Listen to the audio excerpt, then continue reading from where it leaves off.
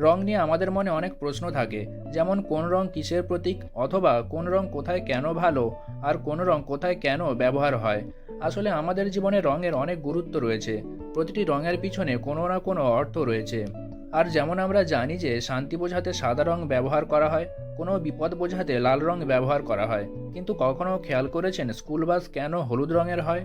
আচ্ছা, school bus কেন লাল বা নীল হয় না, অথবা সবুজ বা বেগুনি? এত রং থাকতে কেনই বা হলুদ রঙকে বেছে নেওয়া হলো? এর পিছনে রহস্যটাই বা কী রয়েছে? আসলে স্কুল বাসের রং হলুদ হওয়ার পিছনে আছে কিন্তু বৈজ্ঞানিক কারণ। হলুদ রঙের দৃশ্যমানতা অন্য রঙের তুলনায় বেশি। মূলত দুর্ঘটনা এড়াতে স্কুল বাসগুলিকে হলুদ রঙের করা হয়। আমরা জানি লাল রঙের তরঙ্গ দৈর্ঘ্য বেশি, প্রায় 650 ন্যানোমিটার। ফলে সবচেয়ে দূর থেকে লাল রং দেখা যায়। হলুদের তরঙ্গ দৈর্ঘ্য 580 ন্যানোমিটার। আর কিন্তু তারপরেও কেন হলুদ রং ব্যবহার করা হয় স্কুল বাসে, তা নিয়ে প্রশ্ন উঠতেই পারে। এছাড়া তার পিছনেও একটা কারণ আছে। এর কারণ হলো ল্যাটারাল পেরিফেরাল ভিশন, সংক্ষেপে এলপিভি। হলুদের ক্ষেত্রে এই এলপিভি লালের তুলনায় 1.24 গুণ বেশি, যার ফলে লালের তুলনায় এর দৃশ্যমানতা এবং আকর্ষণ ক্ষমতা অনেক বেশি। এর ফলে দূর থেকে বৃষ্টি এবং কুয়াশাতেও এই রং সহজেই চোখে পড়ে। তাই কোনো স্কুল বাস দৃষ্টির সোজাসুজি না থাকলেও হলুদ হওয়ার কারণেই সহজেই চোখে পড়বে।